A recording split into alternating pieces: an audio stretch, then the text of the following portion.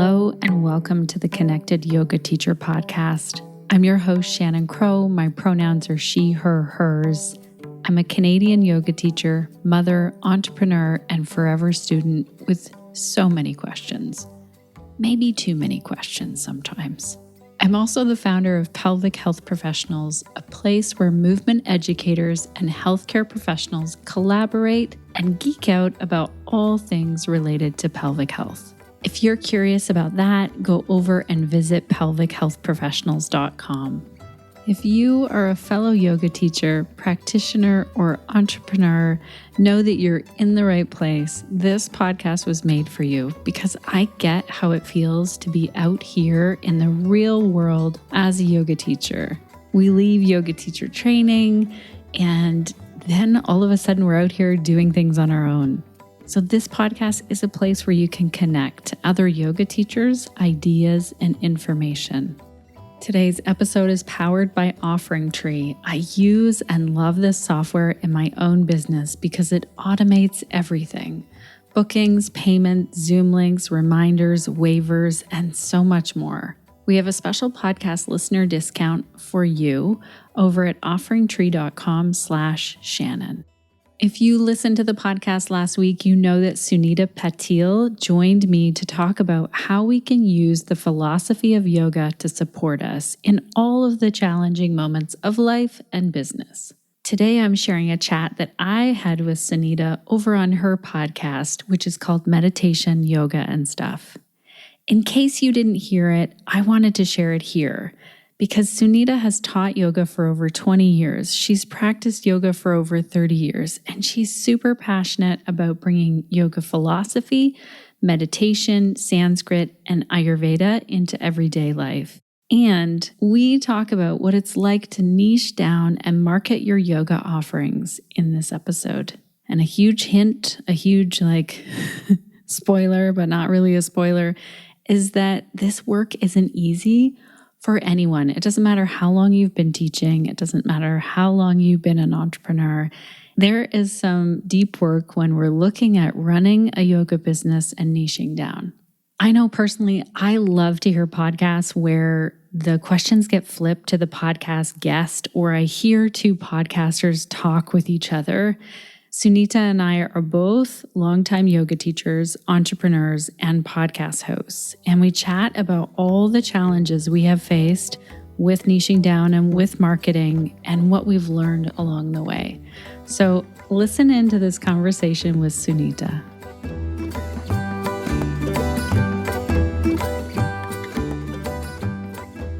Hello and welcome to the podcast. Today our guest is Shannon Crow. Shannon, welcome. Please introduce yourself.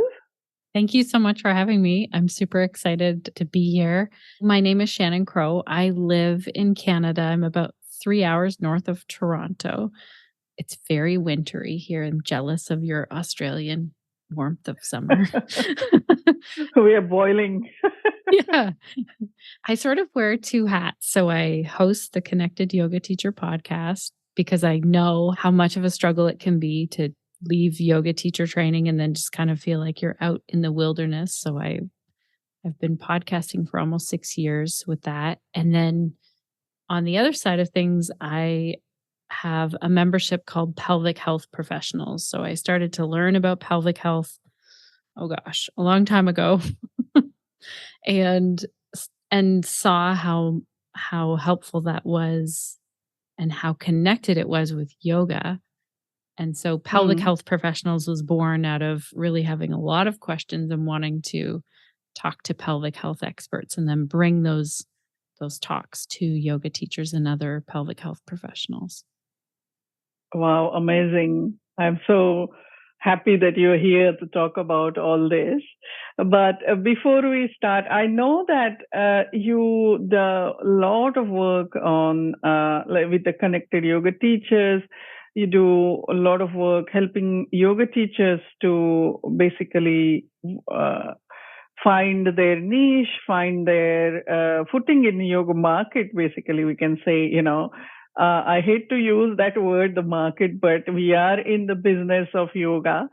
And so how yoga teachers can because this time after pandemic and so many things have happened, we all, like a lot of in Australia, a lot of yoga studios have basically shut down. There's a lot of happening, and a lot of people are basically going back to maybe some work rather than teaching yoga. It is very heartbreaking to see that. And how can yoga teachers find their way through all this? Can you please talk a little bit about the work you do and what are your suggestions? For sure. Well, first of all, I want to say that coming out of yoga teacher training, that was almost 20 years ago. So there wasn't a pandemic. There was no online teaching, but I did really struggle with marketing my yoga, with thinking of it as a business, which is kind of weird because I have been an entrepreneur for a really long time. Like, I used to run a farmer's market. I was a farmer. I grew vegetables and sold vegetables, and I never questioned marketing, any of that. But once it came to yoga, it was a little more uncomfortable, and it still feels different, I think, because it's such a personal, spiritual practice. And so I think sometimes like you said, I hate to use the word market. What helps me in that is focusing on how can I help people? How can I share? And how can I just invite people if it feels like a good fit? So it's more so, if a friend came up to you and said, I'm so stressed out, like I can't seem to like just catch a moment to myself or like take care of myself. Yoga really has the tools to help that friend. And so it's like we're inviting people. Maybe they're not our friends. Maybe they're not our family, because sometimes we want to tell everyone and they don't want to do it. And the other thing I learned, so when I came out of yoga teacher training, I was just thinking, I'll teach to everyone. Like, I'll teach to toddlers and baby and me and prenatal and vinyasa flow and restorative, and I'll manage yoga studios. And quite frankly, what I did is I taught 16 classes a week, was managing one yoga studio at least, if not two, throughout that, and just hit burnout because I also have 3 children. And so I realized very quickly this isn't sustainable. I can't drive around to all of these classes and teach. Planning out all of these different styles of yoga also didn't feel good.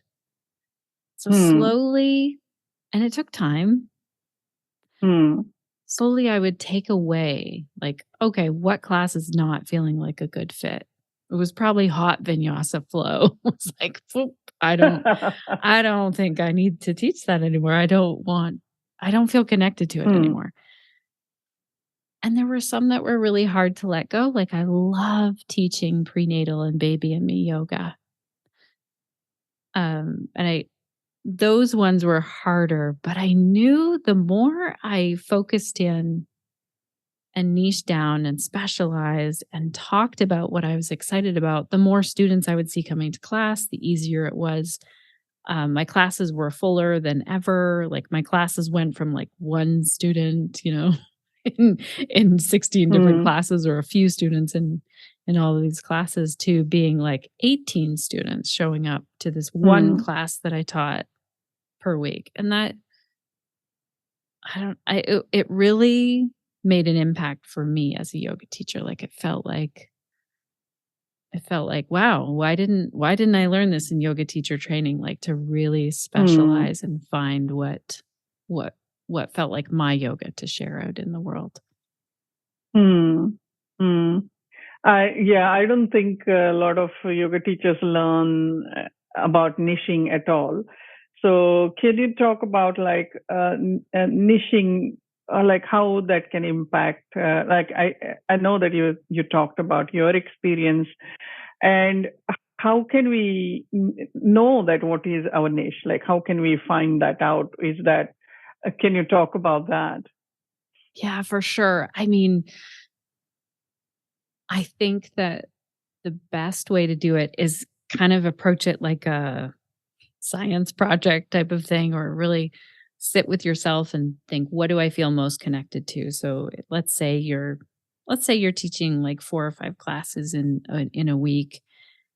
We all know that feeling of like, I love to go teach this group and I love to teach this kind of yoga, and oh, this class just isn't feeling like it's the right one. Or working with Mm, this um, group of people or this individual, not that it's the person, it's just the connection that you have to this. Like, I'll tell you one thing that I really did not like teaching was toddler and me yoga. So mm. it just seemed like I already had little toddlers at home, and then I was putting myself into more of like this 45 minutes of chaos, and I just thought, no, I'm not the person to do this. And someone else can be Mm, that person. So mm, niche work is not easy.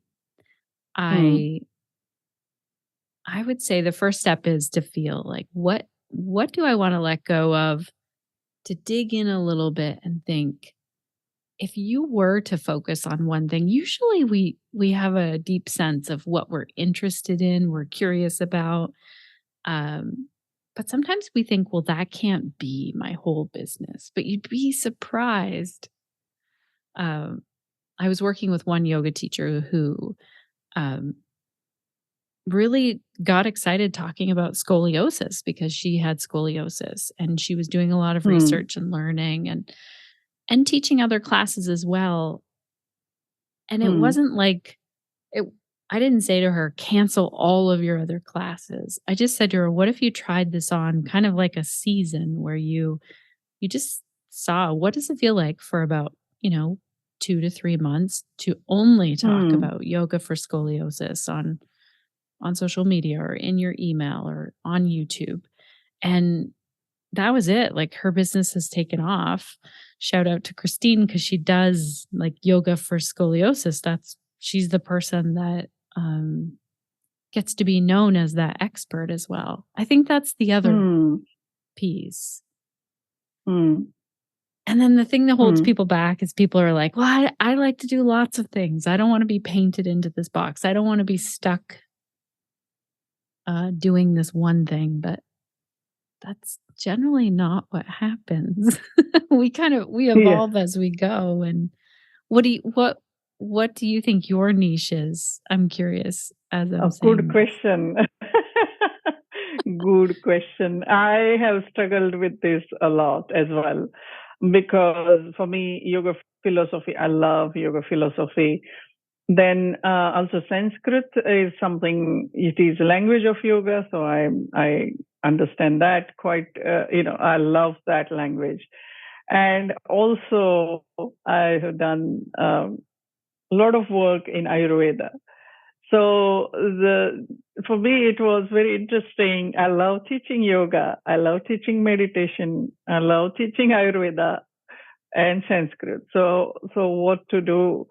So I had to literally start thinking, okay, my niche, what can I? And I started feeling, oh, I'm putting myself in box. These were my thought process at that time. And then I started realizing that I had to.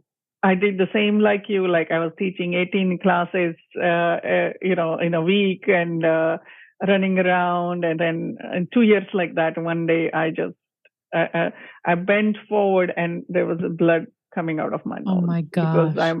and I'm like, oh, this is not good. So I learned it hard way that my body just said no. And I had to step back and just sit down and, okay, what do I need to do? So I let go of all the classes which were not serving me, in a sense, like they were taxing my health. I let go of the classes where I had to drive too much, and what happened that the day I made that decision, I received the classes which I wanted more. Right. Like, I received a call from that, so I had to learn. I also, like, I did corporate yoga at that time, so that was my niche, corporate yoga and meditation, and I continued working that. And then when pandemic happened, before pandemic, I was moving towards more teaching, teacher trainings.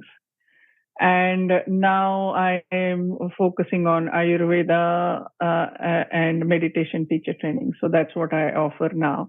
And I just teach one yoga class because I have these yoga students coming to me for 10, 12 years now. And so I just do it just for myself, but as well as for them. Like this is just one online class which I do. But I struggled. It is difficult to find your niche, in a sense. A lot of experimentation happens there. And I think it is good to have, like, the work you do is fantastic because you have been there, you understand the struggles, and you can help people to find their niche. So that's really amazing work you do. I'm also on the Facebook group, which you have, the Connected Yoga Teacher, and the information you share is fantastic. Like it is very, very helpful for people. I really appreciate that. This niche business has really kept me, awake for some time, and I find it. And the challenge was I'm a pitta, like what we call it in Ayurveda, the personality, which is a doer personality, which is like, I can do this, this, this, this. And yes, there was a point I was doing, and then managing family, and then some, but it takes toll on you. So understanding niche is very important. I think it's very, very valuable. And you're doing amazing work. Would you like to share a little bit? I was just going to say, I feel like there's kind of a myth that then you get it figured out and then that's it. I don't think that's the way it goes. I think I have thought about niching down even more. If right now I love to teach yoga for pelvic health and bring the two pieces together, but I also really love to focus in on pelvic organ prolapse. So that's a whole other niche inside of pelvic health professionals. I've thought about it in my brain, and I've thought about things like, do I want to let something go? At this point, I don't. I feel like I'm in a good spot with it, but I do think that there's a myth that entrepreneurs and yoga teachers just get to a point where they have it all figured out. And knowing people who, look like it looks like their business is all together, and then talking to them kind of behind the scenes. No, we're all in it. We're all trying to figure out, what should I say on social media? What should I put in that email? That's the other thing with niche work is once you know that's your niche, you talk about it over and over again. That's a great thing because people then really get to know. People will tag me in a Facebook post and say, oh, Shannon's the one to ask about pelvic health, and you must be the same way where that's how I connected with you. Someone told me to connect with you about yoga philosophy. So you get known for that, but that doesn't mean that it feels like you have everything figured out. Yeah. For me, I mean, it took a lot of time, a lot of experimentation, what works, what doesn't work. And also what I enjoy the most. I had to sit down. Another thing I had to notice is some things which were taking too much of my time, but there was not enough monetary income through that as well, which was again, I had to think on so many things because every year, beginning of the year, I sit down and kind of take a stock, what really is working, and what really not working. And I had to let go of that. Do you do something like that? Do you look into big ticketed item or small item and energy draining item? How do we can you give some pointers for the niching down? Sure. One thing that I generally do, and I have done for the last 5 years, and usually in November. So you and I are talking in January, and I have not done this, so I don't want to say I do it every year. As I usually do this reflect and plan, and it takes some time. And I didn't get to it. I'm not putting tons of pressure on myself that it has to happen by January the 1st. But I think it's super important if you can look back and think, what did work really well? What felt good? It doesn't have to be it doesn't have to be what made me the most money last year. For sure, it's nice to know your numbers and your finances 100%. But like I've gotten to the point in my life where I think, well, I want to feel like Yeah. enjoy this success now. Like I've built this Yeah. for a Yeah. long time. So that to me means like something that I wouldn't have done 5, 10 years ago when my kids were little and I just felt like I was pouring into them and not really taking care of myself is now a practice that I do is I will go for a walk in the morning for half an hour to an hour or sometimes even longer by myself or with my partner. Um, and that to me, it kind of feels like sometimes I'll do that where everyone else is starting work or driving to work. And I think, well, I get to do this because I've built my business like this, or I can end my day at 4 o'clock, or I can take Fridays off. I want to enjoy. That's the reason why I became self employed, not to work on this like hamster wheel. So I do Yeah. this reflect and plan. I look at how would I like to feel next year and how can I get there? And for sure, I take stock and look at, okay, I taught this class and it did really well, but I'm doing this other thing and it's draining and Yeah. it's not making me any money. That's a part of niching down like, okay, when will that go off my list, that class or that thing?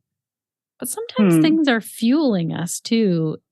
Like maybe we're not making money from them, but they fuel us. Or anyone who has a podcast knows sometimes like if I looked at what the income from the podcast is, well, it might not be evident like the podcast isn't like raking in tons of money, but it's making a big impact in the world and Yeah. it's a great way to market what I'm doing, like the things that I am offering.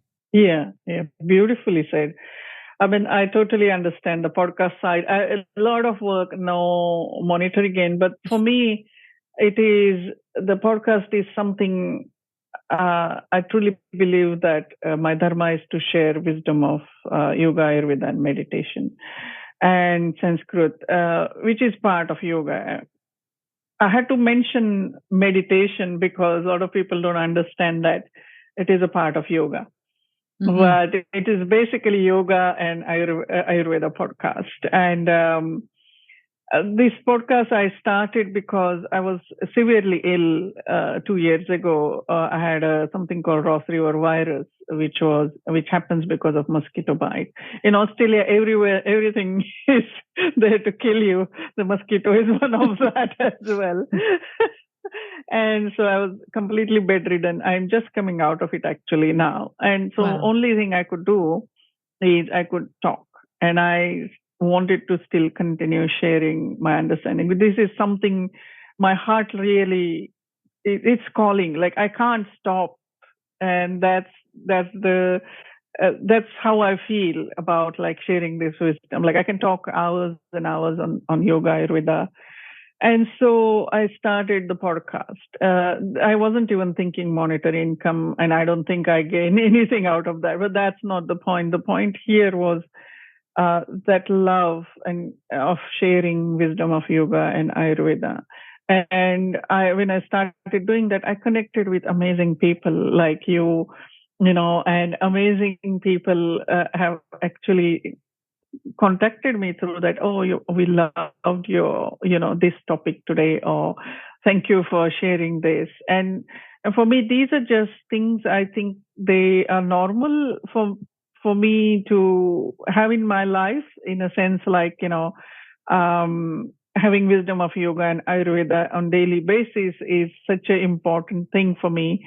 And I think that's everyone. I used to think that's everyone has that, but then I realized that no, it's not true. Everyone has a different life, and they are. So I understand the niching side of it. Like I understand why it is important, because we will gain the wisdom also differently. Like we are on the path of yoga, but the wisdom you will understand. For example, you really connected with pelvic floor. I may not even, like, I don't even think about it. Like, you know what I mean? So we all connect to it differently. And so it's good to learn from like the people who really are passionate about it. And so on that note, can you talk about pelvic floor yoga? Like, what is it? Will you explain it for us a little bit? For sure. Now, just so you know, I could talk forever on that. Yes. So that's why I know I'm really excited about it. But basically, what started to happen was I mean, I had 3 babies and nobody was talking about my pelvic health to me. I took anatomy Mm, in college, same thing. I didn't really learn about the pelvic floor, which is strange. mm, And then in any of my yoga teacher trainings, no one was talking about the pelvic floor. We'd touch on the core, maybe. We'd definitely talk mm, about Mula Bandha. Um, and then obviously the Western world, like messages about like engage your core or you need a strong pelvic floor, those messages were seeping into yoga classes. And it mm, wasn't until I started to get to know some pelvic health PTs, and we have some amazing ones here in Canada. I know you also do in Australia. I mean, there are amazing pelvic health PTs and pelvic health mm. experts around the world, but definitely Australia and Canada. Some come to mind right away. And once I started to learn from them, like for one example, I went to a training and it was all about the hypopressive technique. And I got in there and I'm like, this is Uddiyana Bandha. Like, that's what it Mm, is. mm, And it's only because I took a pretty traditional yoga teacher training where I learned that because mm. not every yoga teacher training, sadly, has that. Oh, yeah, I that's can put all the unfortunate. Yeah. information in. And and then just every time I would learn something new, like then I would think, wow, my yoga students are asking me questions about that. I think that was the other thing. I never saw myself going to specialize and talk about pelvic health all the time in the pelvic floor. But it was I was teaching a class and I talked a little bit about incontinence. I was teaching women who were you know, mainly like 35, 40 plus in this class and talked about incontinence, had cards for a pelvic health PT sitting beside me and said, if anyone needs one, like this is our local pelvic health PT, and just put a few Mm, points in that class. I would say 75% of the people in that class came up and took a card. Now, I don't know if they went to see the pelvic health PT, but then they had more questions. And I thought, I'm saying me as like someone who grew up in a patriarchal Western society, learned a lot of shame around the pelvis and the pelvic floor, which mm, is strange when you think about like, if we just think about the body, mm, we don't have shame about our elbow or our knees usually, but we really do about the pelvis, and no one was talking about it. So that mm, intrigues me a lot. And then mm, there are so many misconceptions. Like the pelvic floor muscles and the entire pelvis is really complex. It's not just like do some Kegels and then everything will be fine. I started to learn how connected it was with the nervous system, and that if people were mm, having constipation or if they were leaking urine or having painful sex, then a lot of the time it was there were very complex issues going on with the pelvic floor. And not that I was diagnosing anything, because that's not my job as a yoga teacher. I was working with pelvic health PTs. Someone would go and see them, and then they would send them back to me and say, this person needs to learn how to relax and breathe, and we need to downregulate the nervous mm, system.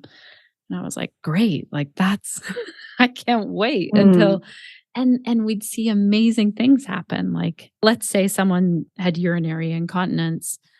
I saw many people who said as soon as they started doing yoga on a regular basis and just being more aware of their body, going to see a pelvic health PT and learning how their body worked and then regulating that nervous system, a lot of people would be like, the issue's gone and I've been dealing with it for years. yeah. So, yeah. Wow, amazing. Yeah. As you can tell, I get really excited about it.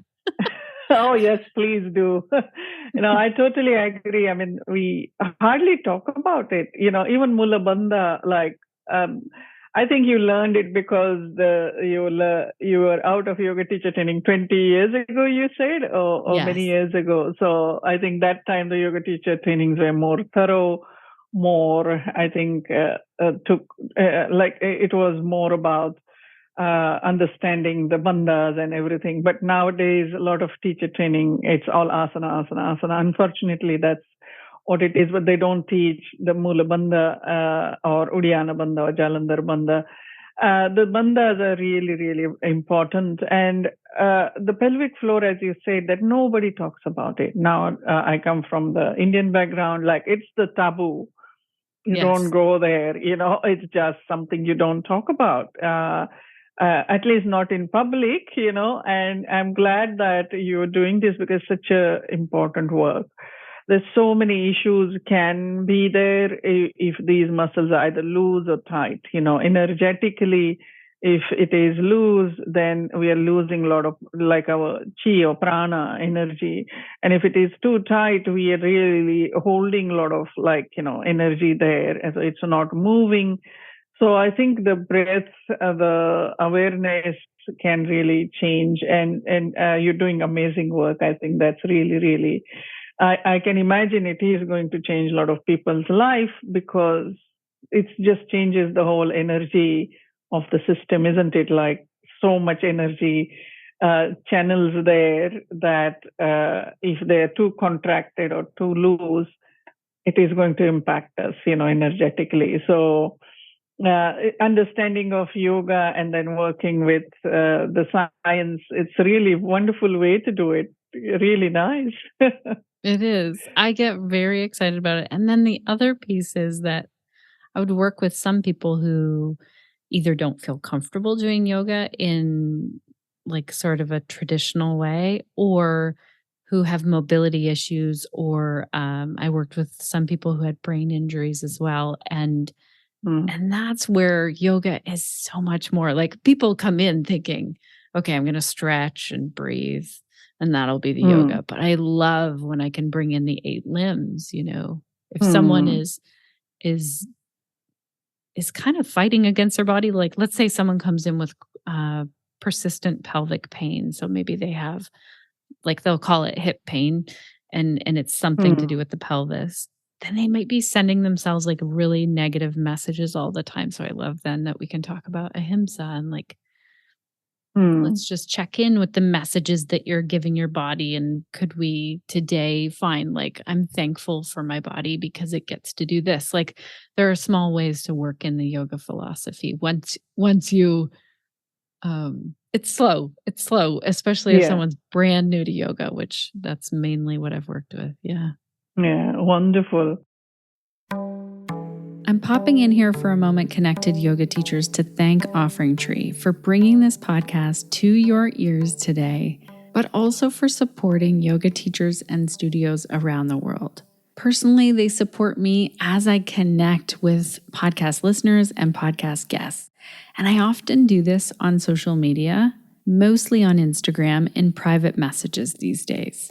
So I might see a post and it might make me think like, how can we talk about this on the podcast or answer this question for yoga teachers or help with this challenge that yoga teachers are facing? And when it feels like a really good fit for the podcast, for the potential guests who I reach out to, and mostly for you, the listener, because that's who I'm really working for, then the next step is to book our Zoom call. And I love that I can easily do this just by sharing my booking link with OfferingTree. You can do the same thing when you're booking people in for private or group yoga classes, workshops, or if you just want to have a Zoom chat with someone or a phone chat with someone about a possible collaboration. Time zones and Zoom becomes so easy when you're working with OfferingTree, and this is one of the biggest reasons that I use this software. If you are looking for a program that's going to automate and simplify your business, that's built for yoga teachers and studios, check out OfferingTree. There's a free trial, and if you decide to sign up and use the software, make sure to use our discount code for podcast listeners. That's over at OfferingTree.com/Shannon. Now let's get back into this chat with Sunita and I. Tell me a little bit more about the connected yoga teacher, like how that came into play. Talk a little bit about like how that evolved, and I'm very curious about that. Well, there were a couple of things that happened. I mean, I was part of a yoga community that was very much like coming into an imbalance of power, I would say. Like there was some, I joke around sometimes it was like borderline cult, but there were things in there that like just didn't feel good. And then leaving that community and kind of feeling like if I leave that community, I lose a lot of my community. That's kind of where the cult piece comes in. And I don't always tell people that. That was sort of happening. At the same time, I know what it feels like to want to be in community with people who understand what you're going through. And I know what it feels like to just sign up for the next yoga teacher training all along the way. And so I just wanted this resource where people could, like our Facebook group, people can pop in and ask questions anytime. And the goal with that group is that it's supportive and helpful, and that we build this like professional way of talking to each other. Because sometimes Facebook, it isn't like that on Facebook, in some Facebook groups, but ours, like you need to go in there thinking, how can I be supportive and helpful? And then with the podcast, just basically, I started wanting to answer questions that yoga teachers had. And there's an endless amount of questions that people have. And it's really, I've learned a lot from doing it. You must feel the same way when you interview people and connect with people. Yeah. I've tripped over my own words and like said the wrong thing over the years, like learned like I've learned so much from doing the podcast. Like, I remember stressing out about, is the mic is right? Is the lighting is right? Is this the right? Am I using right platform? What's happening? I'm like, okay, I'm going to approach it the way I approach yoga. I'm going to make it my own. Zoom is okay. Yes. It doesn't. I don't have to have fancy mics or whatever it is, and it's just works. I mean, it still gives me satisfaction of sharing others, and people are listening. That means something is working there. It's just the message was important than the technical side of it. So I dropped the stress of technical side, and it works out. It works out. I truly believe that sometimes our mind creates these scenarios, like I need to have this, because I did a lot of research before start. I was lying in bed. I wasn't feeling well. So the mind was into shambles anyway. And then on top of that, I was creating this scenario. Oh, I have to have this. I have to have that. And then I realized that no, it's okay. Yes.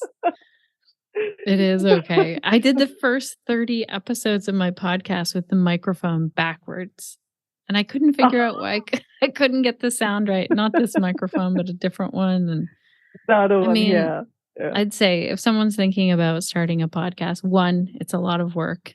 You better really love it. And then two, like don't be, and it goes for anything. Like if a yoga teacher is thinking about putting out a video or a blog post or a social media post, like just try it out and see what lands for people, and then keep doing it, because you'll get better as you go. And not everybody's going to connect with your message, and that's just the way it goes. It's okay. Yeah.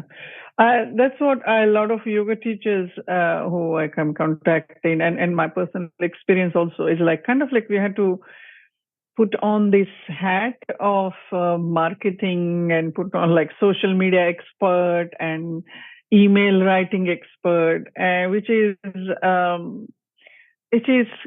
not for everyone, and that's where I find a lot of yoga teachers are struggling, and also online teaching. Like I know that a lot of yoga teachers didn't know how to use online platforms like Zoom and all that before pandemic, and then pandemic happened, and they needed to.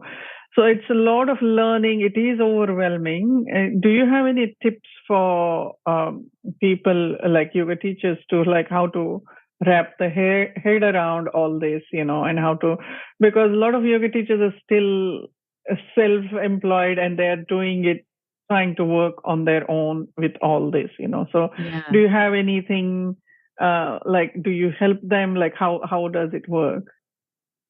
Well, we have lots of podcast episodes and some articles as well on that, like the online yoga piece, because it became such a big thing. We have a lot of podcasts that we did, and I'm more than happy to send you just a link that goes to all of our online stuff.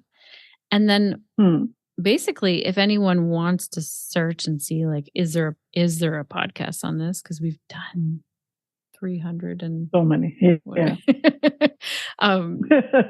Then you can just go to theconnectedyogateacher.com and search. So let's say someone's struggling with writing their emails. I like to interview people who are really good at what they do. Like Tarzan K came and talked to us about writing email. And I mean, she's one of the top email marketers in the world that I know of. And there are little tips and tricks along the way. Like, people who write emails will say one email, one job. Like if you're writing to your yoga students, write it in this conversational way, and then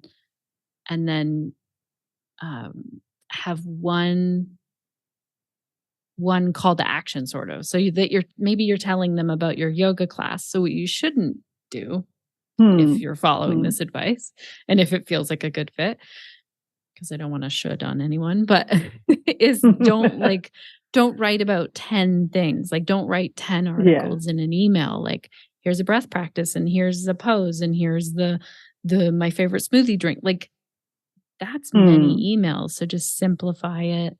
And you know what you said about making it your own, I think that's key. Like take anything,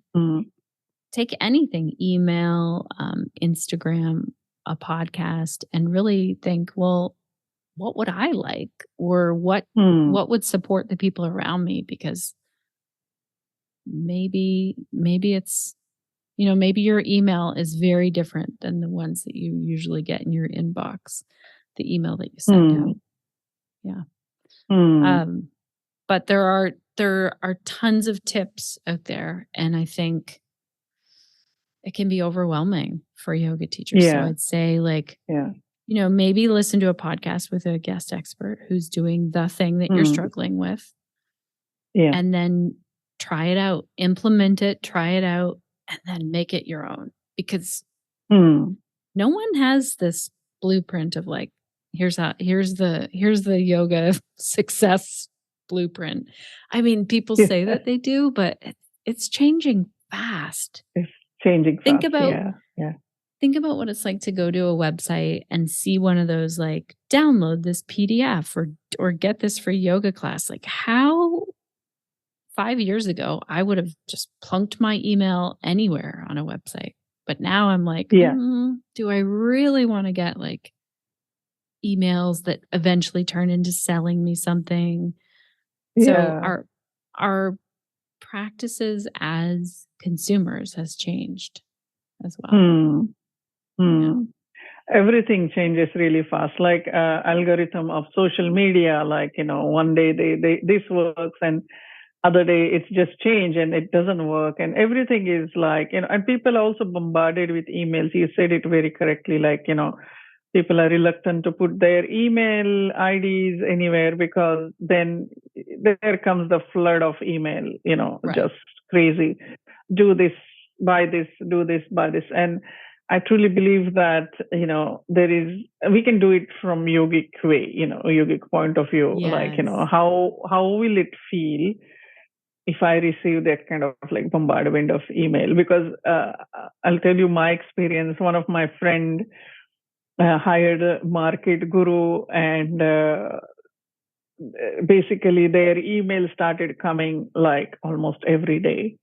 Wow. And I had to block my friend, like dear friend, from my email. And I told You're like, her, I can't do it. said, I simply can't. This is too much yoga wisdom for me. I just can't deal with it. Like literally day and night we were receiving email, and I just had to say no, because and I don't have notifications. I switched off all the notifications from emails and social media and everything for my peace of mind. But even then, it was too much. Like whenever I went on the social media, her face was there. Whenever I went on the on the email, there was emails. That was too much, And so, and then the algorithm changed, and then nothing. So it's again very interesting. Like how can we still connect without feeling overwhelmed? So I really loved your message. Like make it your own. Make it your own voice. It's really, really important not to overwhelm others, because just put yourself in the shoes, and yes, so you have to do the marketing, you have to sell the product. But again, ahimsa, I think, is a yoga teacher, that ahimsa is very important. I will put your podcast information and your website information. Is that how people will contact you, right? The website? Yeah. So the Yes, connectedyogateacher.com, you'll find all of our podcasts. And then if people want to learn more about pelvic health, they can go to pelvichealthprofessionals.com. All right. I'll put both those websites on my show notes so that people can find you from there. And also, can they become Facebook member, group member? Like how can they? Okay. If they're a yoga teacher, we try and keep it so that it's just yoga teachers. We don't. There have been people tried to like jump in and then sell us something, and we don't like that. So. Yeah, I totally understand. Yeah. Yoga teachers can go to the connectedyogateacher.com, and there's a join button right there, or search Facebook for the Connected Yoga Teacher group, and I can send you that direct link too. Okay, that will be great, because I love that group. It's really very beautiful energy in the group. People are very sharing information, but it's a caring way of doing it. It has a beautiful tone to it. So I love that. And it's a beautiful way, like everyone who pitches in is good information. It's not like, so some crazy things happen in other yoga teacher group. It's not like that. So it's good. And I really enjoy that. So thank you for creating that kind of atmosphere. It's beautiful way to connect with each other. And like-minded people, we are in the same boat in so many ways. So if something works for others, it's good to know that, maybe I can try it, or if something doesn't work, what can I do, so that's good way to communicate with each other that way. It's really nice. Yeah, it's a great group of yoga teachers from around the world. It's really fascinating. Yeah. I learned so much in there. And it's so heartwarming to see someone just jump in and like help someone with a question, or help them when they're just sharing like, wow, today was a tough day as a yoga teacher. Yeah, it's really nice. Yeah. Thank you for being here, Shannon. I really enjoyed talking with you. It's really appreciated. And I hope that we can do this again, because I know your expertise and your talents. I think we can maybe regroup again and try and talk about a little bit more about pelvic health, and a little bit more about other topics as well, because you're very knowledgeable. And so thank you for being here. Really appreciate that. Thank you so much. I love your podcast, so it's really an honor. Thank you. Thank you very much. Thank you so much, Sunita, for your amazing questions and this conversation that just really flowed organically. I'm excited that I got to share this here on the podcast with our listeners over here. Thank you so much for saying yes to that and giving me permission to use the audio. Connected Yoga Teacher listeners, I'm going to link to Sunita's website and her podcast in case you want to have a listen to more of her episodes. And that's all over at theconnectedyogateacher.com/324.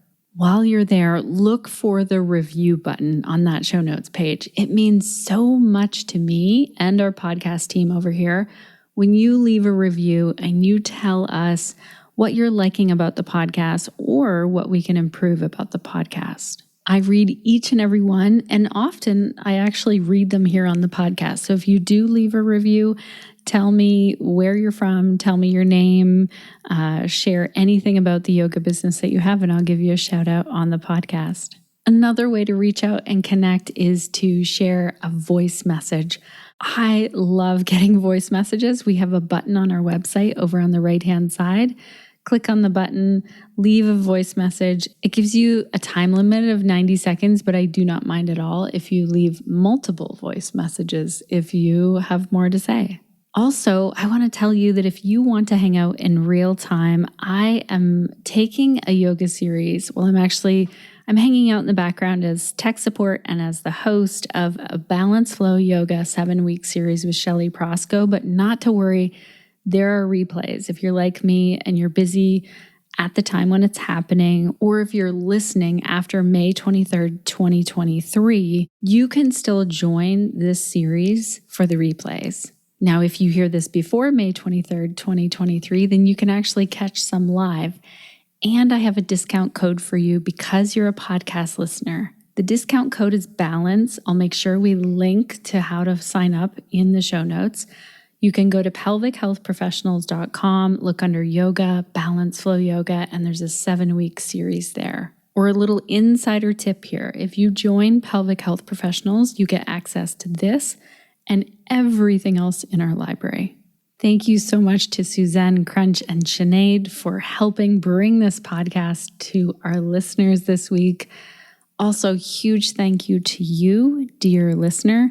This podcast is possible because of you. It means just so much that you've chosen to spend your time here hanging out, having a listen to this conversation with Sunita and I. I cannot thank you enough. If you have questions, I would love to hear what they are. I would love to connect. I would love to chat. So reach out to me and let me know what your questions are, what challenges you're facing in your yoga business. That is the fuel for this podcast. I also want to send out a note of honor because this episode was recorded on the land of the Anishinaabe, Odawa, and Mississauga people. It's very important for me to continue to learn about this land, the indigenous people who cared for it for so long, and then the history and culture of my settler and immigrant ancestors who came here. As usual, I want to leave you with a question as I close out this episode. What will you be doing this week to stay connected to yourself, your yoga practice, and to your community so that you can share the yoga that lights you up?